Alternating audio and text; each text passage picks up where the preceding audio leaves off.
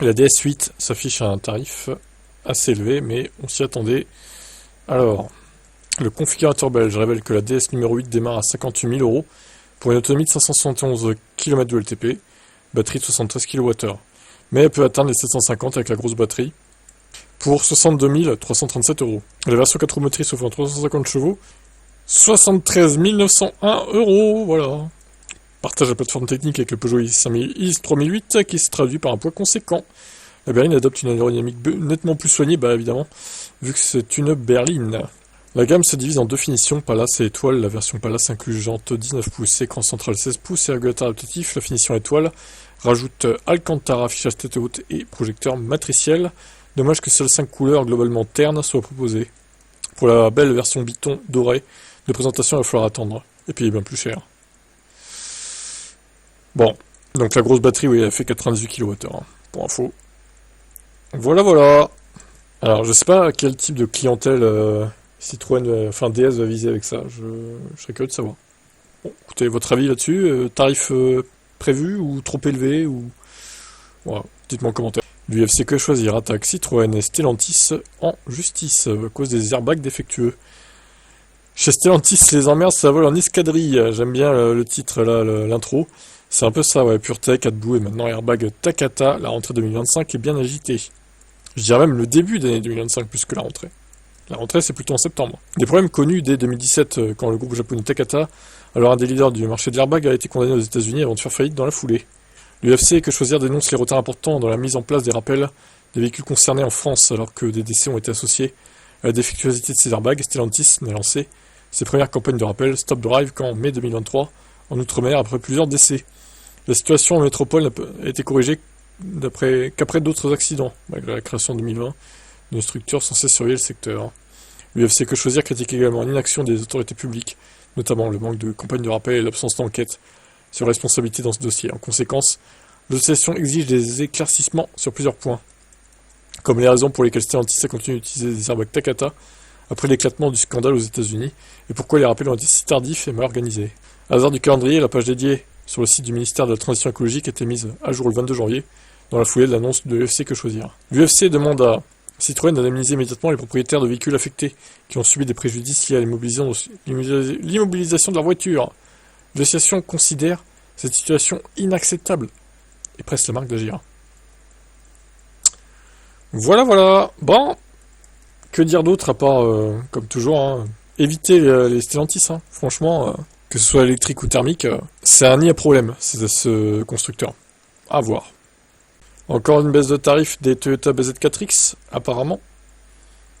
Moins de 35 000 €. Yaris BZ4X pleure. Le BZ4X en finition pure business est ainsi disponible à partir de 34 900 € pour toute commande avant le 3 mars 2025. Je trouve que c'est pas si abordable que ça, moi. Il aurait mis à 29 999, je dis pas. Ok, à la limite, ouais, là ça aurait été très compétitif. 34 900, ouais, c'est sans plus. C'est la moyenne des autres, en fait. Ils font que de s'aligner sur les autres, au final. 71,4 kWh, 500 km de LTP, 460 km la version propulsion. Traction intégrale, et l'autre c'est propulsion, du coup. Bon, ouais, bof, je suis pas plus convaincu que ça. Je suis pas sûr qu'à ce prix-là, les ventes vont vraiment décoller. Après, ça améliorera peut-être les choses, mais il va falloir faire plus, je pense. Même si là, bon, à mon avis, ils ronnent déjà beaucoup sur leur marge. Et pas sûr qu'ils puissent vraiment baisser plus le tarif, quoi. Affaire à suivre. Ces voitures électriques promettent un temps de recharge très compétitif, même dans l'hiver le plus rigoureux. La vitesse de charge est désormais clairement le nouveau champ de bataille des constructeurs chinois. Les nouvelles BYD Han L et Tang L apportent donc une amélioration significative grâce à une batterie qui sera la première sur le marché avec un taux de charge de 6C. Donc 6 fois la capa de la batterie en fait. C'est énorme. Tous les deux sont déclinés en version rechargeable 200 kW ou 400 kW traction intégrale, mais aussi en version électrique dont les performances sont bien plus élevées. En électrique, le modèle de roue motrice reçoit un moteur arrière de 500 kW, la version intégrale porte ses valeurs à lui 580 kW, avec le bloc nommé TZ machin truc, qui serait, selon le constructeur, le second moteur électrique le plus puissant du marché, juste derrière celui de la Koenigsegg Gemera. Ajoutons un moteur de 230 kW à l'avant, et on arrive à 810 ou 1102 chevaux. Rien que ça. 5,05 m de long pour la Han et le Tang 5,04 m, les deux font presque 2 mètres de large. Incroyable, Alors la tension c'est même pas 800 volts, c'est 945 volts. Oh là là. La capacité des batteries ou leur autonomie n'est pas encore précisée. BYD insiste particulièrement sur la vitesse de charge. On charge ainsi de 16 à 80% en 10 minutes. De 16 à 100% en 24 minutes. Le constructeur souligne aussi que ces performances seraient préservées par grand froid jusqu'à moins 30 degrés. Waouh, la vache, là c'est impressionnant ça par contre. Hein.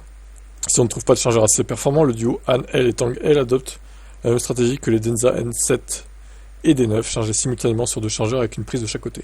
Ah oui, ça c'est incroyable ça. Bon par contre du coup la facture est 2 fois plus importante. Il faut aussi le dire. Commercialisé en Chine dans quelques jours à des prix de 40 000 euros. Les Han-L et Tang-L devraient arriver en Europe dans quelques mois où leur charge ultra rapide sera moins exploitable en l'absence de bornes compatibles.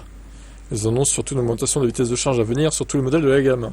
L'architecture 975 volts pourrait se retrouver à bord de la SEAL et du Sea Lion 07. Incroyable. Alors autant il y a quelques années BYD et même les autres marques chinoises c'était nul en recharge. Mais alors là ils sont en train de changer la donne. Hein. Clairement ils sont presque 1000 volts d'architecture. Enfin c'est délirant quoi. Bon, bah c'est prometteur tout ça. Reste à voir les tarifs qui à mon avis seront salés quand même. Allez ciao. Citroën pourrait relancer la 2 chevaux en électrique. D'après le média britannique Autocar, Citroën plancherait sur un projet de nouvelle 2 chevaux, une petite citadine qui resterait fidèle aux valeurs du modèle original, étant simple et abordable. Alors là, ils veulent surfer clairement sur le succès de la R5. Et se redorer un blason, peut-être Stellantis aussi, qui est dans la difficulté avec ces nouveaux modèles électriques notamment, et ces polémiques à n'en plus finir. Est-ce que Citroën ira aussi loin que Renault dans le style néo-rétro il y a quelques jours? Autocar donc avait interrogé Pierre Leclerc, patron du style de Citroën, il se dit pas fermé au look néo-rétro. L'important pour lui c'est la philosophie en clair.